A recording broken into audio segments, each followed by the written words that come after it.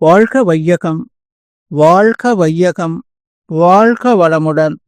அருளாசன் அருள் தந்தை வேதாத்ரி மகரிஷி அவர்களும் ஒட்டுமொத்த மகான்களும் இறைநிலையும் என்னுள் சூக்குமமாக எழுந்தருளி இன்றைய நாள்காட்டி வரிகளுக்கான கவிவரிகளையும் அதற்கான விளக்கத்தையும் சிறப்பிக்க வேண்டுமாய் சங்கல்பம் மேற்கொள்கிறேன்.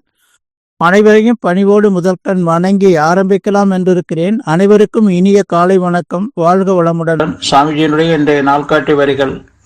அறிந்த அனைத்தையும் அறிவித்தோர் இல்லை, அறிவித்த அனைத்தையும் அறிந்தோரும் இல்லை என்று சாமிஜி நமக்கு இந்த நாள்காட்டி வரிகள் கொடுத்திருக்காங்க. இதற்கான கவிதை வரிகள்.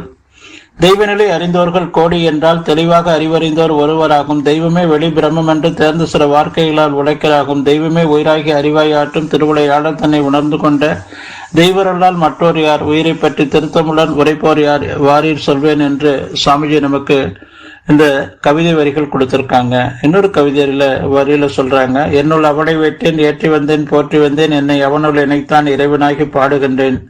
உன்னுள்ளும் இவ்வுண்மை உணர்ந்து கடை தேர்வதற்கு உலக மக்கள் அனைவரையும் ஒன்றிணைத்து பாடுகின்றேன் என்று சாமிஜி நமக்கு கவிதை கொடுத்திருக்கிறாங்க.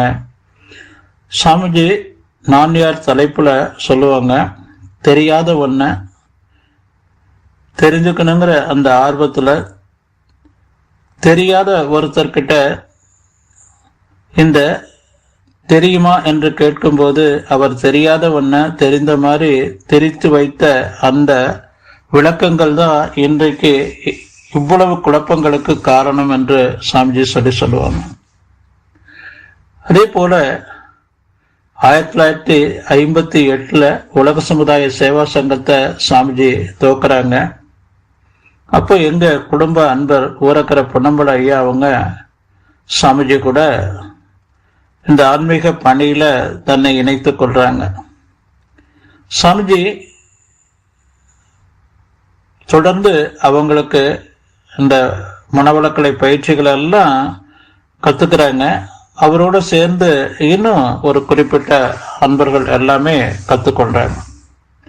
அப்ப தொடர்ந்து அந்த துரியாதீத தீட்சை சுவாமிஜி விளக்கங்கள் கொடுத்து அந்த தீட்சையை கொடுக்கும் போது அதற்கு முன்பாக அவர் அந்த துரியாதீத நிலையில பேரியக்க மண்டல நிலை, சுத்தவெளி, இதையெல்லாம் அவங்க உணர்ந்திருக்கிறாங்க. உணர்ந்திருந்தா கூட அது அவங்க முழுமையாக இதுதான் என்பதை அவங்களால புரிந்து கொண்டு அதை மற்றவர்களுக்கு விளக்கக்கூடிய அந்த ஒரு விளக்கத்தை கொடுத்து அதை புரிய வைக்கக்கூடிய அளவுக்கு அவருக்கு அதனுடைய விளக்கங்கள் எப்ப கிடைச்சது என்று சொன்னா சாமிஜியினுடைய அந்த மனவளக்கலை பயிற்சிகளை பயின்று அதன் மூலமாக தன்னை முழுமைப்படுத்தி கொண்டு அதை ஏற்கனவே உணர்ந்த அனைத்தையும் தெளிவாக உணர்ந்து கொண்டு அதன் பிறகு மற்றவர்களுக்கு அவரால் விளக்கம் கொடுக்க முடிஞ்சது என்று சொல்லுவாங்க.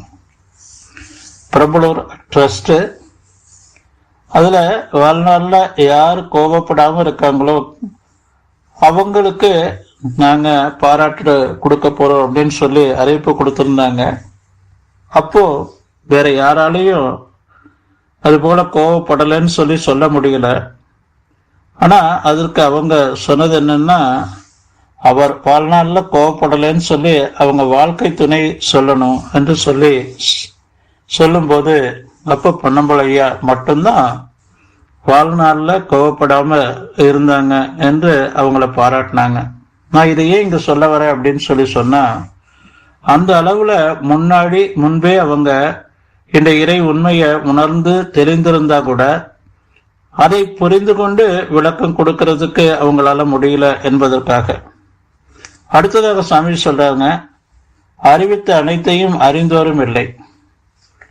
முன்ன முற்காலத்துல இந்த தியான வாழ்க்கை என்பது பாத்தீங்கன்னா அந்த ஒரு விளக்கங்கள் எல்லாம் நல்லா உள்வாங்கிக்குவாங்க. அதன் பிறகு காடுகள்ல போய் ஒரு 10-14 ஆண்டுகள் கடுந்தவம் பண்ணுவாங்க. அப்ப அதற்கு முறைகள் வைத்திருந்தாங்க. இந்த 7 ஆதாரங்களுக்கு நிறங்கள் மூலமாக மூலாதாரம், சுவாதிஷ்டானம், மணிப்பூரகம், அநாகதம், விசுத்தி, ஆக்னை, அதே போல துரியம் என்று சொல்லக்கூடிய 7 ஆதாரங்களுக்கு 7 நிறங்களை அவங்க குருமார்கள் விளக்கம் கொடுத்து அவங்கள தயார் பண்ணி அனுப்பிச்சிடுவாங்க. இன்னும் ஒரு சில குருமார்கள் உருவங்களாக, மூலாதாரம்னா விநாயகம், பிரம்மா, விஷ்ணு, ருத்ரன், லட்சுமி, சதாசிவம், சக்தி சிவம் என்று உருவங்கள் ஒவ்வொரு ஆதாரத்துக்கும். அதற்கு பிறகு இதழ்கள் மூலாதாரத்துக்கு, அதே போல சுவாதிஷ்டானம், மணிப்புரம், அநாகத, விசுத்தி, அக்னை, துரியம் என்று சொல்லக்கூடிய இந்த 7 ஆதாரங்களுக்கு இதழ்கள். இங்கே மூச்சு அங்கேயே அடக்கி அதன் மூலமாக உயர்றது. சாமி சொல்லுவாங்க, இது போல கோடி கணக்கான பேர் தவம் பண்ணியிருந்தா கூட ஒருத்தர் கூட சக்சஸ் பண்ண முடியல அப்படின்னு. அப்போ சாமிஜி சொல்றாங்க, ஒட்டு மொத்த அன்பர்களுடைய அந்த ஆன்மாக்கள் எல்லாம் இந்த சூக்குமம் என்னுள்ள இணைந்துதான் இன்றைக்கு இந்த எளிய முறையிலான தியான பயிற்சியை நமக்கு கொடுத்திருக்கு என்று சொல்லுவாங்க. இதை புரிந்து நாம வாழணுங்க. நன்றியோடு நிறைவு செய்து கொண்ட இன்றைய சிந்தனையை வாழ்க வளமுடன், வாழ்க வளமுடன், வாழ்க